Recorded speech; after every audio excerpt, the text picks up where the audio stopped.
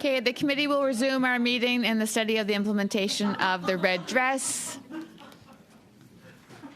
We are back with our witnesses that were with us on the first panel. Welcome back, everyone. As we've already done the previous opening remarks, we can just jump into the first round of questions. MP Roberts, you have 6 minutes. Thank you, Madam Chair. And before I start, I just want to make it clear that people should not be making assumptions.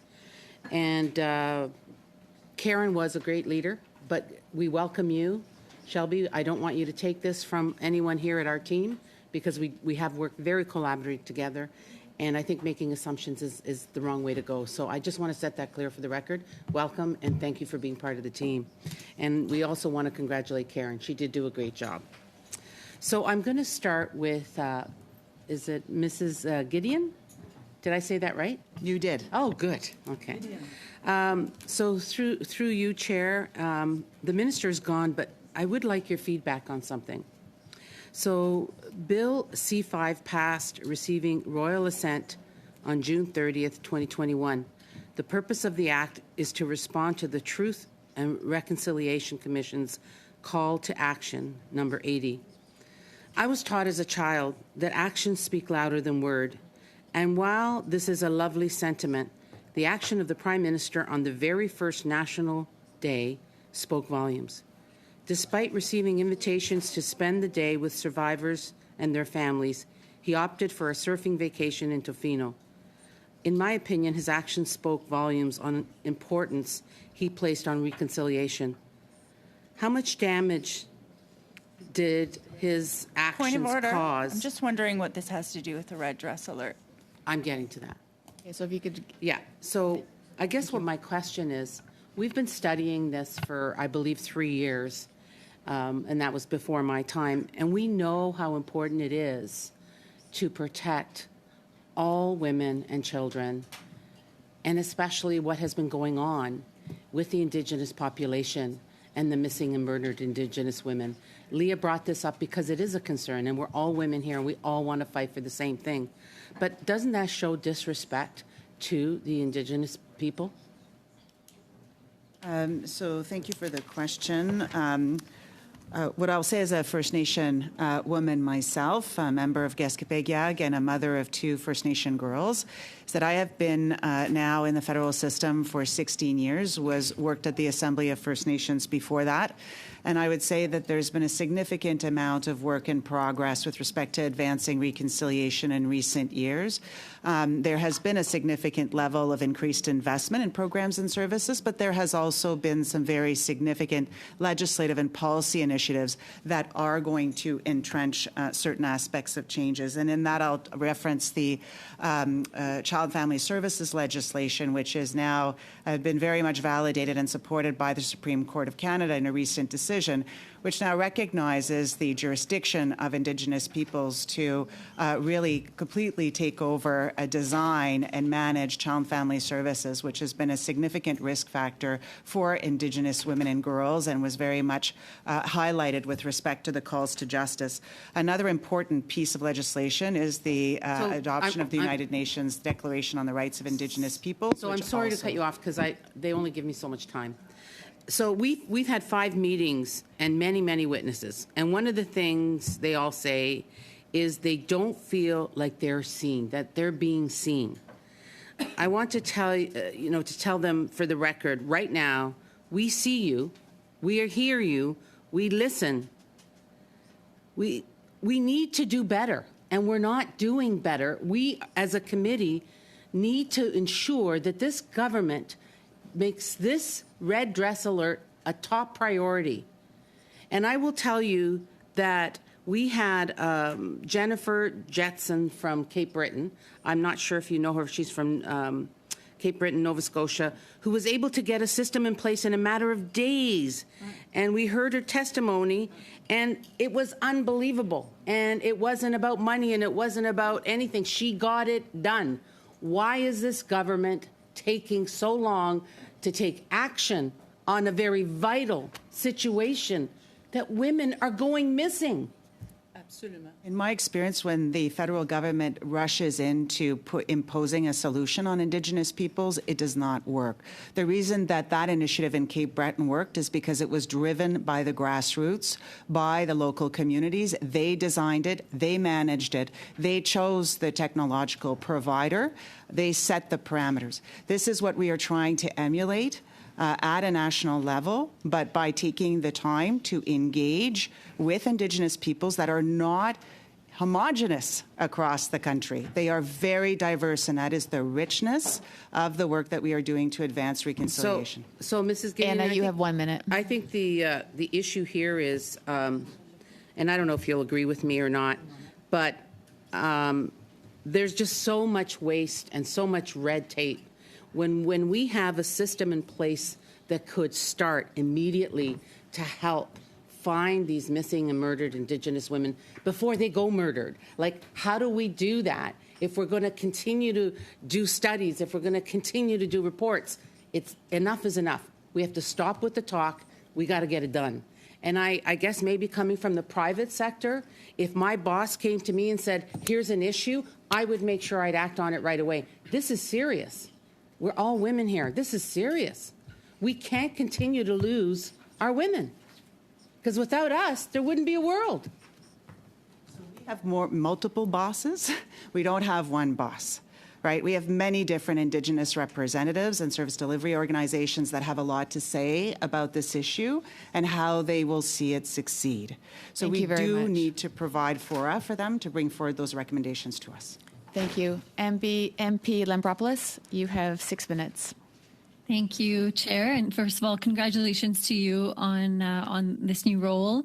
I really wish you the best in the role. And I also want to say a big thank you to Karen Vecchio, who was an incredible chair for over 6 years on this committee, who led a very collaborative committee where every single party worked together in order to advance the cause of women in so many different ways. And so I really hope that we can continue that great work. I feel like it doesn't say anything about you, Shelby. I have, no idea what's in store, but I do want to say that the removal of Karen as chair was I'm hoping it wasn't symbolic, but she was one of the members in the Conservative Party who cared more than anyone about women and girls. And so I really am sad to see her being taken away from the committee.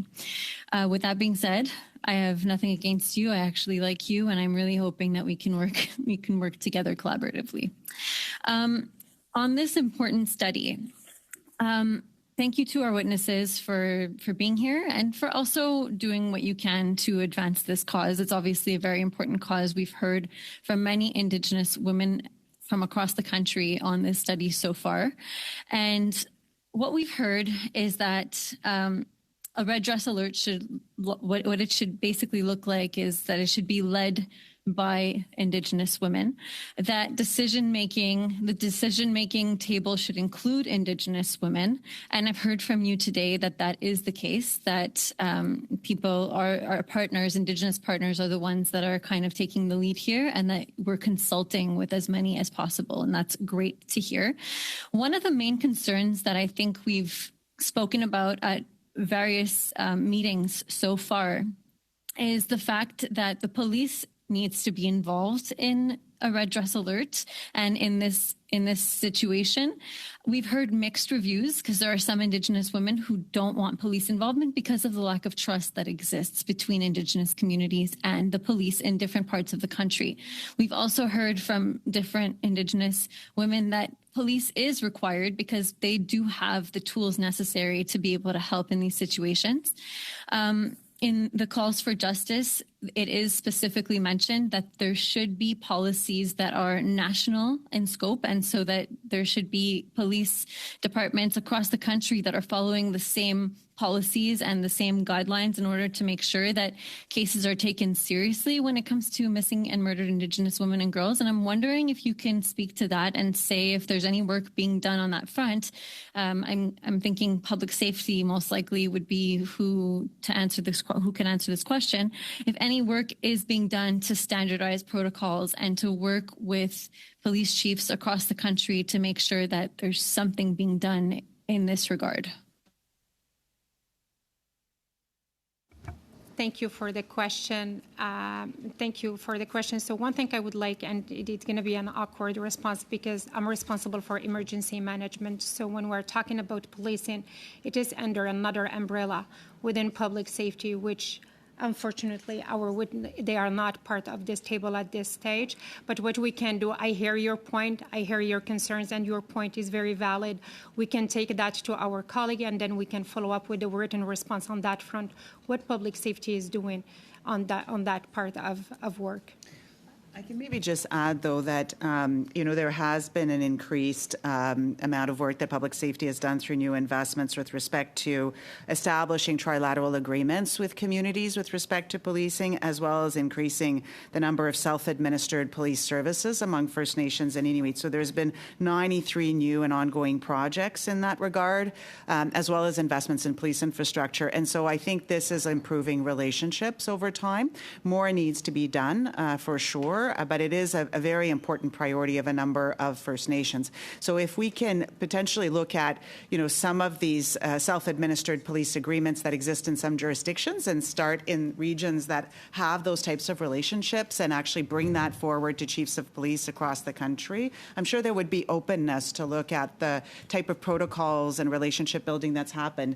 Krista also talked about Washington, and where they have like a sort of a navigator or a steward or someone who can advocate within the context of with police services directly to have a bit of that kind of interlocutor role and enable a safer and more transparent environment. I think it is about transparency as well with respect to what's happening in police services when these alerts are issued.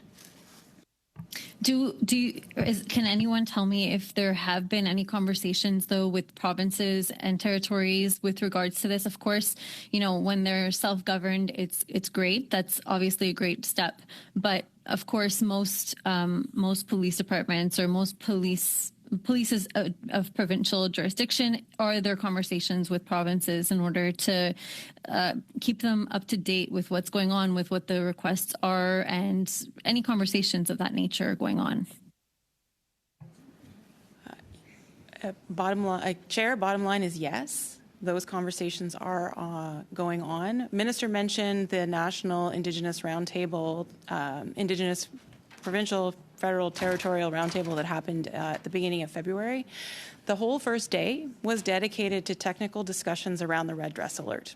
And so not only provinces and territories, but also Indigenous partners were very active in those discussions. Minister described that there were several ministers present from the provinces and territories or deputies, and if not present in person, then participating virtually. So we regularly interact as officials with provinces and territories as well. Thank you. Thanks. Who we are here? Madame Larouche, vous avez 6 minutes. Ms. Larouche, you have 6 minutes. Thank you, Chair. Thank you, officials, for being with us today. We are realizing to what extent there's unanimity around the table here. We are very happy to having you here for us to move this file forward. But we are at a cul-de-sac, and I'm trying to see how we can get ourselves out of this bind. We are hearing, as others have said before, it should be done for and by Indigenous people. And we also need the help of the police forces. And that's what the minister said. And that was a challenge. There's a lack of trust. And he is talking about the community. How can we resolve that issue? And what are you doing to try to rebuild trust with Indigenous communities? How can they trust the police forces while making sure that the red alert be representative of the needs of the communities while involving police forces? So how do we reestablish that trust between the police forces and the communities to resolve the issue? Because that's a challenge. Of course, that's a factor. The models that we looked into, there are several models that offer flexibility. It's communities that decide whether or not they want to participate in the alert system. It's not imposed upon them. At that point, if we move forward with such a model that offers such flexibility, we will be opting for a model that could build trust at the community level. It doesn't mean it's going to be most of the communities. There may be several communities that may be open to participating, so long as they know they are going to be involved in defining parameters and that there's transparency on how the system is managed, making sure that indigenous voices are part of the model. It's not the same thing having a model where everything is designed externally outside the communities. So we are not considering such a model. So if initially communities can have this flexibility to say, I am participating, I make the choice to participate, and then I can withdraw that option, that choice, if I see that there's something concerning. There's something you mentioned before, the issue of the roundtable. There was a first roundtable that took place in January 2023. The government of Canada held the first roundtable on Indigenous members of the SLGBTQ community. Is there another date that has been scheduled for a second roundtable so that we can move forward in working hard and trying to reestablish that trust? Is there a date? We have one in February. That's what the minister was referring to. In February 2024, we had an entire day to look into that problem. We received excellent feedback during that roundtable. It was also the first time that people could directly listen to your colleagues who facilitated the engagement session to finding out what have you heard. So we're trying to find out whether we had captured all the issues and all the interests so that we could start working towards implementation. So we do have funding to continue the roundtables, but we have lots of working groups and lots of processes in addition to all that. So that's not the only avenue that we have. While we are thinking about Indigenous people, there are lots of working groups, and we will be coming back with very specific questions on implementation so that we can build consensus. So there was the first and then the second. So another aspect, something else that we heard was that we have to be able to have a continuum of services. The alert should not be seen as the only solution, the magic solution that will resolve all the problems. Are you collaborating with other departments that could be interested to see how there could be better prevention, better education, and afterwards, how can the necessary resources be leveraged to make sure that the alert is well implemented, and after, accompanying services for victims? So things that are happening before and after. So are you thinking outside the red alert? Absolutely. We have the National Action Plan that concerns all the components in the system and all the programs and services. We were delighted to see that our colleagues at Indigenous Services Canada received mental health resources. For child and family services, they received funding to fight racism in the health system. So these are all investments that will continue supporting families and victims, and also helping prevention. Let me conclude. The money often remains in the coffers, and it's not all the money that is used. Announcements are made, but the money doesn't get down to the ground. Well, the money we received in the 2024 budget is not money that we can spend within the department for federal expenditure. That is money that has to be sent to partners through contribution agreements. Suzanne? Thank you so much. I wanted to go back to the dead zones. You're from public safety. This is a safety issue. We've known that this issue has been happening for many years on Indigenous communities. There's been some federal initiatives around improving connectivity. We are now talking about a red dress, which will prevent some communities from even participating because their human rights to equal access to communications is still being violated. What is your department doing to address this very serious gap? And quickly, if possible, I have a couple of questions. Thank you. I'll start, and certainly it is an issue that comes up in many conversations with regards to emergency management and public safety. We work very closely with our colleagues at Innovation, Science and Economic Development Canada that do lead on issues related to coverage as well too, so it is an issue we are regularly working with them on. Okay, so that answer for me is not satisfactory. We were talking about this in Manitoba in literally the 90s. It's 2024. And listening to testimony from folks that are from the Highway of Tears, they indicated very clearly if a woman goes missing, there's zones where they can't even call for help should they get the chance. Like once they're gone, it's over. Mm-hmm. This is costing lives. I know my colleague, Madame Ferrari, brought this up. I've asked for timelines for the red dress. What is the timeline for this? Like, is it going to take another 40 years? And in that time, we know the tragic stories about the Highway of Tears. What is the timeline to ensure that everybody across Canada, including those living in remote areas, have access to that human right? Thank you for the question. I think this is a question that we need really to work with ISED on it. It's not under public safety responsibility. I'm afraid to say that. I hear your point. The timelines are so critical. Let us take this one back and we'll follow up on I'd that. like to request a written response. Yes. I have another question as well. We've been working on the red dress for about a year, consultations. It certainly involves public safety. It seems in the committee that I don't know whether your departments are not collaborating. You're a big part of making this happen quickly.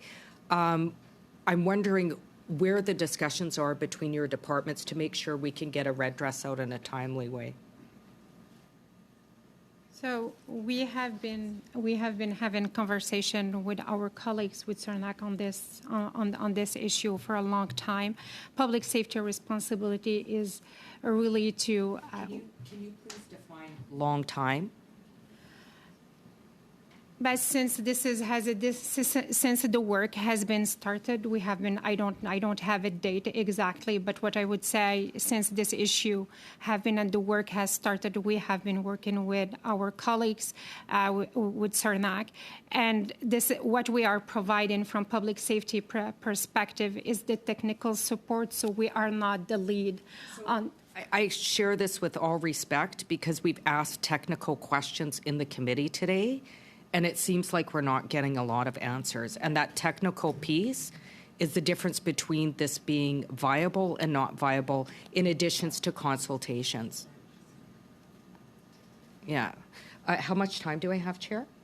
We have 2 minutes. 2 minutes? 2 minutes. So just moving on to you, I spoke to the minister about, the time to get this right.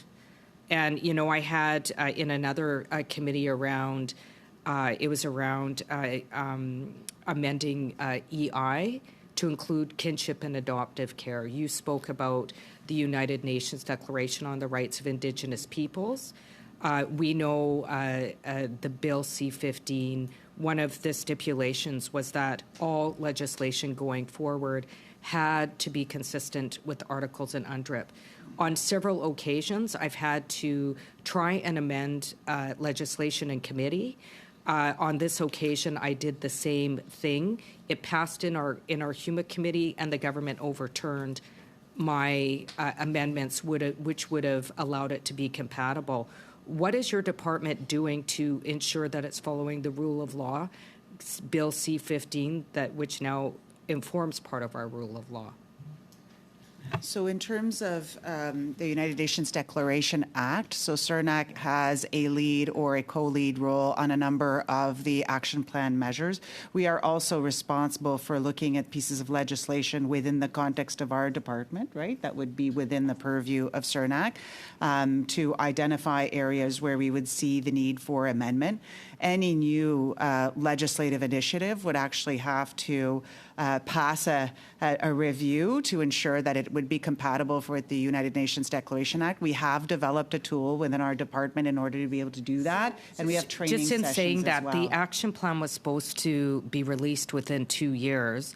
We're now almost 4 years out. You're still developing a tool. When is that tool going to be complete? We have the tool within the context of our department to ensure that our staff and across our department are equipped to be able to understand how to do a review of legislation or policy items that they are putting forward. So we have that developed. Awesome, thank you. MP Ferrari, in the nature of time, originally 5 minutes, we need to shrink it down to 3. Thank you. Thank you, Chair. Thank you again to the witnesses here chatting about red dress alert and implementing it. The reason we have the officials here today is there's consensus of this red dress alert. We're trying to nail down the technical issues. It seems to be there's a little bit of frustration in terms of the lack of answers we're getting today. So Blue Sky Net has found that of the 285 Northern Ontario communities, only 74 had at least 50% of their households able to access 50 to 10 megabytes high-speed internet, equal to 26% of Northern Ontario communities. The same report found that of the 187 communities with a population under 1,000, only 41 have at least half of households able to access a standard rate of speed. The Minister of Rural Economic Development has spent $7.6 billion since 2015 to improve high-speed internet access in underserved communities. But even if you get access, which we see in the Auditor General's report that you don't have, Canada is still the highest cell phone bills than other countries. So even if you have service and you can't afford it, you might as well not have it. So there's a major gap here in these they're literally called dead zones. And they're literally dead zones for women who go missing. So I guess my question to public safety, you're saying here today that this isn't necessarily your file, but how would you fix this? How would you go back and say, okay, we need to work with another ministry to ensure that this happens and put a timeline? What is that? What happens in that process for people watching at home, taxpayers? Like, what happens so that you get, okay, I'm going to go talk to this ministry to ensure that this happens? Madam Chair, if I may, I would like to take the question. And the reason that I would like to take the question is because part of CERNAC's role is to ensure that we produce annual progress updates with respect to the federal pathway, which includes all federal actions relating to the calls to justice in which the federal government is implicated. So as part of that exercise, we do have an update on the Call for Justice 16.5, which is relevant here. And as of December 2023, the Universal Broadband Fund, which is led by Innovation, Science and Economic Development, is on track to exceed its goal of providing access to high-speed internet to 98% of Canadian households by 2026 and 100% by 2030. I have also myself had deputy-level conversations with ISED to see how we could engage with other provincial territorial jurisdictions where they have identified areas of risk to see how we could expedite cell tower establishments, just like was done at the Highway of Tears, which was a collaboration with the provincial government and ISED in order to be able to fund 12 new cell phone towers along that highway. We're out of time. I just want to say Gideon. that the AG report does not succinct what you're saying in terms of what has been delivered. Thank you, Ms. Gideon and Ms. Ferrari. MP Damoff, 3 minutes. Thank you, Shelby. I want to start saying something that is not directed at you, but I do find it unfortunate that the current Conservative leader has removed a smart, competent, progressive Conservative woman as the chair, and it makes me sad because Karen Vecchio has given her heart and soul to this committee. She was on the committee for 9 years, 7 as chair, and I served for the first 4 years on FEWO with Karen. We did important studies. The very first bill studied by the Status of Women Committee was Rana Ambrose's bill on sexual assault. And last year, I know for a fact that Kira's law would not have passed if it hadn't been for Karen's leadership. She has relationships with women's groups across Canada. She's ensured that trauma-informed questions are asked not only at this committee, but at others. And she's always worked with women's safety and well-being ahead of any partisan interests. I have no doubt that will continue under your leadership, Chair, but I do want to thank Karen from the bottom of my heart for her leadership and for all that she's done for the women of Canada. So thank you, Karen. My questions are for public safety. I'm the former parliamentary secretary at Public Safety, and I find it really disturbing that you come here and say you're not the lead on this.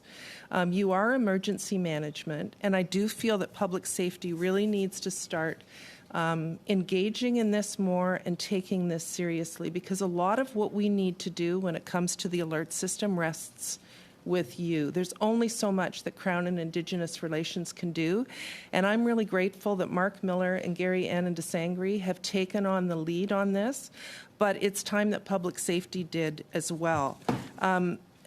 Pelmorex has shown me their system. They're located in Oakville. If we wanted to add red dress alert tomorrow, to Michelle's point, it could be done.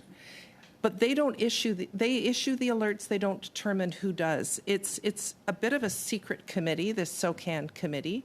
Can you tell us who's on that committee? Are there any Indigenous people, or are there any First Nations police services on that committee? Sorry, just, do you mean SORM? You said SORM. SOCAN. Sorry. Okay, Sorry. Yes. just confirming. Sorry. Thank you, Michelle. So yes, thank you for your question.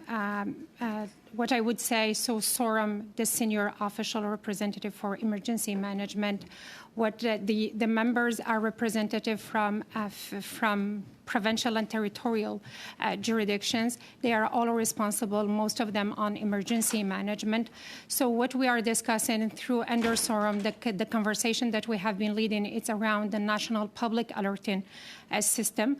This is what SORM is responsible. My time is up. Pelmorex also has an app that doesn't rely on cell phone service. I don't know if you're familiar with this, but could you please send us a list of who is on SORM? And I don't know if the committee may even want to bring them as a witness. Actually, we did provide, we are in a process to provide a one-pager on what is SORM does, what is the mandate and the membership, and it's going to be sent to the committee members by next Tuesday. Well, thank you. Thank you. Thank you, Ms. Damoff. Next, we have Madame Larouche. 1 minute, please. Merci. Thank you, Madam Chair. To conclude, 1 minute, it's not enough. Maybe to add to what I said before, you talked about trilateral agreements, so I'm just trying to understand what you're doing to make sure that the agreements are doing well, and what value can it add to the red alert? The work that we are doing now, well, we don't have any agreements on the ground, but we're working closely on the ground with our federal partners and provincial and territorial partners. Since the red alert system is under the responsibility of the Department of Indigenous Affairs, we are working closely with our colleagues in the department to see how we can move forward, how we can implement the project. It's not up to public safety to determine implementation of that alert. It's rather about working in collaboration with our partners. Thank you. And lastly, we have MP Kazan. 1 minute. Thank you, Chair. I'd like to put forward a motion that the committee thank MP Vecchio for her years of service as chair of this committee. I'd like to table a motion. Pardon? And release the witnesses. At this point, thank you very much for being here. There is a motion on the table. Is the committee in agreement to adopt it?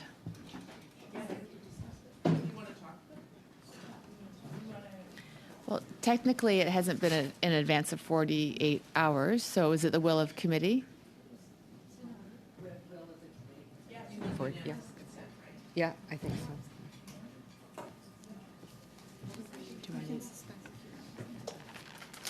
At this point, we're going to suspend for a few minutes and figure out what the next step is.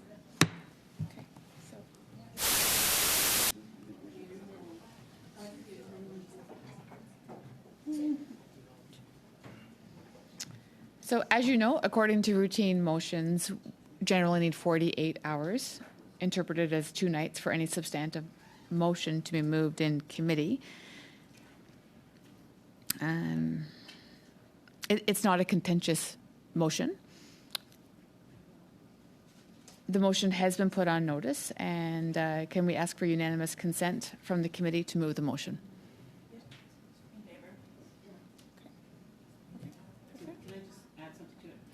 We've all spoken on it, and I'm not sure where we're going with this motion. Leah, could you maybe, I'm not sure everybody has thanked Karen. We all miss her. We all thanked her. What is the purpose of the motion, if she could just explain it? Do we have unanimous consent? I'm sorry, I'm just asking procedurally. Start a list if we have speakers to it. Leah? Yeah. So I wanted to move this motion because, like other members, I was very troubled by the decision by the Conservative Party to remove Karen Vecchio. And I share this not because of the Conservative Party, although I have much to share about the Conservative Party, as you know. I share this because there is a culture in this House of Commons that demoralizes and excludes the voices of particularly strong women. Karen Vecchio, I've had the privilege to get to know. Before I go on, I want to be really clear to the new chair. I think you're lovely. I welcome the new chair to the committee. I want you to feel safe. And I don't want what I have to say make you feel unsafe. That's very important to me. I mean that. I really mean that. But I'm putting this motion forward because I think women need to stand up for women in this place. Karen took the time to get to know me as a friend, but particularly really listened to some of the issues that are very marginalized in this House. And I would say particularly issues surrounding Indigenous women. Prior to being elected in 2019, Indigenous women were pretty much off the radar after the national inquiry. And if it hadn't been for me pushing along with the NDP, along with powerful women across party lines, as we have seen with the red dress study, we would still be dying in the streets without the level of passion that I have seen around this committee table. Inclusion and exclusion is intentional. I am really troubled that a voice of a woman who is highly respected by women across the country has been taken off the committee. A woman who was able to work across party lines so that this place, this committee, could be one of the only safe places for women in the House. This doesn't feel safe to me anymore. This doesn't feel safe to me that if parties see strong women in committees that threaten a political agenda, that we can be silenced. That's how the right to choose gets threatened. That's how the rights of trans women get threatened. This is the only place we have to lift up our voices to protect each other. And I've gotten to know people around this table, and I consider you colleagues and friends. I am so touched by the red dress study. And I'm so touched with the work that Karen did, working with the chair to make sure that we heard what we needed to hear to advance this quickly. We are literally dying in this country. That's how critical this committee is. And I don't feel as alone in the House of Commons because I've worked with every single woman in this room across party lines who have my back. So I'm going to have Karen's back this time. I'm going to stand up for Karen Vecchio. I'm going to stand up for Karen Vecchio and give the middle finger to partisan politics and political posturing, including by the Conservative Party right now, who gave the middle finger, as far as I'm concerned, to a functioning committee who's fighting for our rights. Shelby, you are lovely. Again, I don't think you're going to do a bad job. I think you're going to be fantastic. I think you're fair. You are a diplomat. You're lovely. I want to be very clear that what I'm saying is no reflection of your competence or you not being welcome, which is why I'm saying I hope what I'm saying doesn't make you feel unsafe, because you know what, Shelby, I will have your back. If you do things that step out of the line, like fighting for reproductive rights or trans women, I'm going to have your back. I'm going to have your back because I know that our voices in this House are really minimized. And I'm going to fight for this. You know, there's hills you got to die on. And for me, this is a hill. This is probably one of the only places I feel safe in this place. What I've called a misogynic, racist, colonial shithole. Especially as a minority woman, as 10 Indigenous people in this place, in a seat that I was never supposed to be in. And I feel like my safety has been violated by another colonial violent act, misogynistic, by the Conservative Party against Karen Vecchio. I was wondering, where's Karen the other day? I don't know what happened. I don't know what led to this. But, like, she's a colleague. She's also a sister. Like, we're sisters in this circle. And I have gone almost every meeting. I leave here and I feel hopeful. Like, so hopeful that maybe some of the reasons that I came here, maybe some of the people that want me to fight for issues, maybe it can happen because I see what we do around this table. And they have violated that trust. A place that is known to be unsafe for women, a place where women in politics get harassed every day in the House of Commons, a place where we have said things in confidence and upheld each other's confidence. I don't know what that's going to be like now. Now, I have a wonderful relationship with every Conservative member on this committee, including you, Shelby. All the Liberal members, I have good relationships. Adrienne LaRoche, I have a wonderful relationship. You know why? Because when I come into this committee room, it's my place to stand up for us as women, not just for women's rights, but putting studies out that people feel proud of. Like, I was so proud of this committee under the leadership of Karen Vecchio that we put forward a study on the connection between resource extraction and increased violence of Indigenous women and girls. Something that maybe some of the men might have found really controversial, but we made it really clear that this wasn't about resource extraction. This was about whether you agreed with resource extraction or not, that they need to stop raping women in Indigenous communities and companies need to be held accountable. We stood up for women. We stood up for women instead of big oil companies and big resource extraction money that are making money off the backs of Indigenous women. We stood up for that. And maybe that's controversial for some of the parties in this House. I would say the Conservative Party certainly. And I'm talking about the Conservative Party specifically because I'm really disgusted by what has transpired to my friend, my honorable colleague, Karen Vecchio. That's garbage.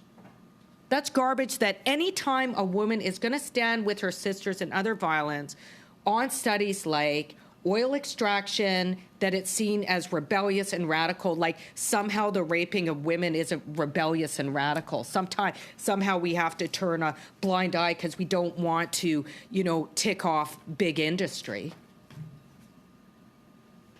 This is concerning to me. And I don't know where this committee is going to go. Are we going to let toxic masculinity pollute this committee? I'm not talking to you, Shelby. I'm talking as, in general. Okay, I want to be really clear, Shelby, because part of me feels like it's not about you, Shelby.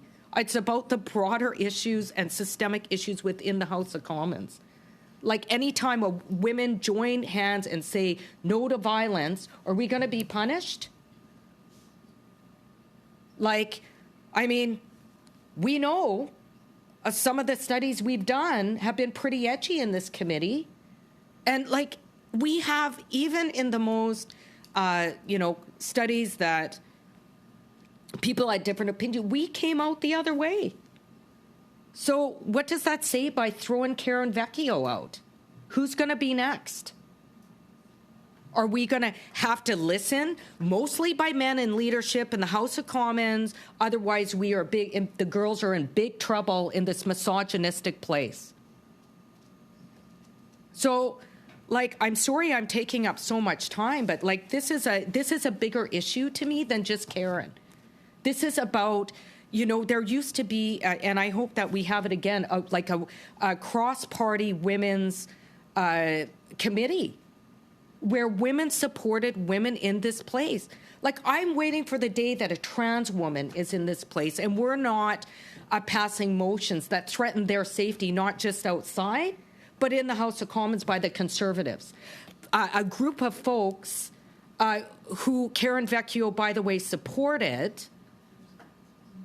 And I worry that some of her progressive decisions impacted her safety to stay in the committee when she stood up for human rights.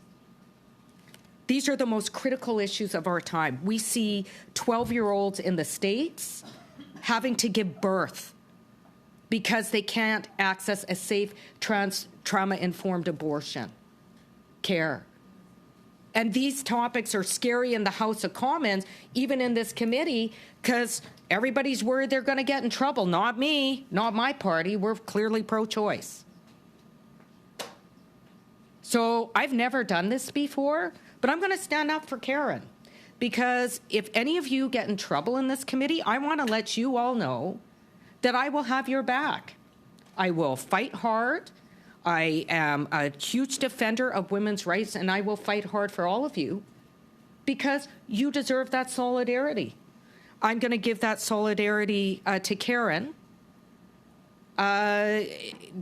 She didn't deserve that. She didn't deserve what happened to her. She didn't deserve what happened to her because of some of her progressive views, including having to deal with, as the chair... Point of order, Madam Chair. Sorry to interrupt you, Leila, but I think... what? What did I say? You said Leila. Okay, so it's that time of the day. Sorry, Leah, but I think we should just go to the vote.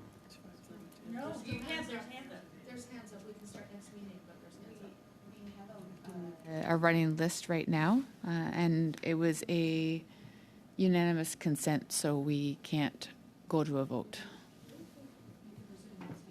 We can choose to resume next meeting. There are a couple options on the table. I'm open to resuming next meeting. I know.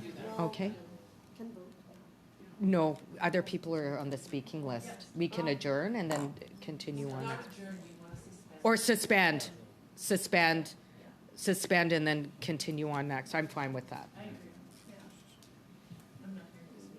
Okay. Did you want to speak first before we adjourn? It's on the list. In that event, we will need a motion to suspend, and there'll need to be a vote on that motion. Sorry, Chair. I'm not here next meeting, but I would like to speak, and I don't know where I am on the list. You're about 6 down. 6 down, okay. Do you want to write it out and send it to me, and I'll read it on your behalf? Yeah.